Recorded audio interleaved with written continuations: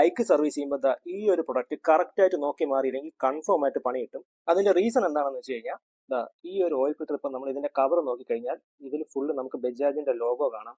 അതുപോലെ തന്നെ ഈ ഒരു ഹോളോഗ്രാം ആണെങ്കിലും ഈ ഒരു പാർട്ട് നമ്പർ ആണെങ്കിലും മാനുഫാക്ചറിങ് എല്ലാം പ്രോപ്പർ ആയിട്ട് അവർ കൊടുത്തിട്ടുണ്ട്. അപ്പോൾ ഇതെല്ലാം കാണുമ്പോഴത്തേക്കും നോർമലി ഒരാൾ ഇത് ഒറിജിനൽ ആണെന്ന് കരുതി വാങ്ങി റീപ്ലേസ് ചെയ്യും. മാത്രമല്ല വിലയും കുറച്ച് കുറവാണ്. പക്ഷേ ഒരിക്കലും നിങ്ങൾ ഈ ഒരു പ്രൊഡക്റ്റ് വാങ്ങി റീപ്ലേസ് ചെയ്യില്ല, ബിക്കോസ് ഇതൊരു ഡ്യൂപ്ലിക്കേറ്റ് പ്രൊഡക്റ്റ് ആണ്. ഓക്കെ, ഞാനിവിടെ ആഫ്റ്റർ മാർക്കറ്റ് ഓയിൽ ഫിൽറ്റേഴ്സിനെ കുറിച്ചല്ല പറയുന്നത്.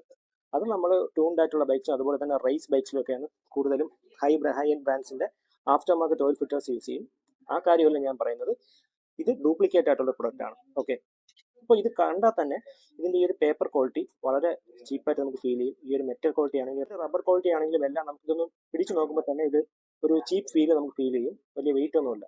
ഈ കാണുന്നതാണ് നമ്മുടെ ഒറിജിനൽ ജെന്യൂൻ ബജാജിന്റെ സ്പെയർ നിന്ന് മേടിച്ച ഓയിൽ ഫിൽറ്റർ.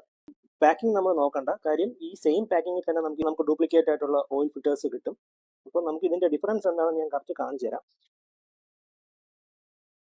ഈ കാണുന്നതാണ് ഒറിജിനൽ ഓയിൽ ഫിൽറ്റർ, അതുപോലെ തന്നെ ഈ കാണുന്നതാണ് ഡ്യൂപ്ലിക്കേറ്റ്. ഓക്കെ, ഈ ഒറിജിനലിന്റെ ഈ ഒരു പേപ്പർ ക്വാളിറ്റി നല്ലൊരു ക്വാളിറ്റി ഫീൽ ചെയ്യും. മാത്രമല്ല കുറച്ച് വെയിറ്റ് നമുക്ക് രണ്ടും വെച്ച് നോക്കി കുറച്ച് വെയിറ്റ് ഇതിന് കൂടുതലായിട്ട് ഫീൽ ചെയ്യും. ഇതിന്റെ ഈ മെറ്റൽ ക്വാളിറ്റി ആണെങ്കിലും ഈ ഒരു റബ്ബർ ക്വാളിറ്റി ആണെങ്കിലും എല്ലാം നല്ല പ്രോപ്പർ ആയിട്ട് നമുക്ക് ഫീൽ ചെയ്യും. ഓക്കെ, അപ്പോൾ എല്ലാവരും ഇത് കറക്റ്റ് ശ്രദ്ധിക്കുക. ജെന്യൂൻ സ്പേസ് എന്ന് മാത്രം ഓയിൽ ഫിൽറ്റർ വാങ്ങി റീപ്ലേസ് ചെയ്യുക. അല്ലെങ്കിൽ എഞ്ചിൻ ഓടൂല എന്നല്ല, പക്ഷെ എപ്പോൾ നിന്നു എന്ന് പറയാൻ പറ്റില്ല. നിന്ന് കഴിഞ്ഞാൽ നല്ല പണിയാവും. അതുകൊണ്ട് കൃത്യമായിട്ട് എല്ലാവരും ഇത് നോക്കി തന്നെ റീപ്ലേസ് ചെയ്യാൻ ശ്രദ്ധിക്കുക. ഒരു ഡ്യൂപ്ലിക്കേറ്റ് പ്രൊഡക്ട്സിന്റെ ഇഷ്യൂ ഈ ഒരു ബജാജിന് മാത്രമല്ല, നിങ്ങൾ യമഹയ്ക്കാണെങ്കിലും അതുപോലെ തന്നെ ഹോണ്ടയ്ക്ക് ആണെങ്കിലും എല്ലാം ഈ ഒരു പ്രശ്നമുണ്ട്.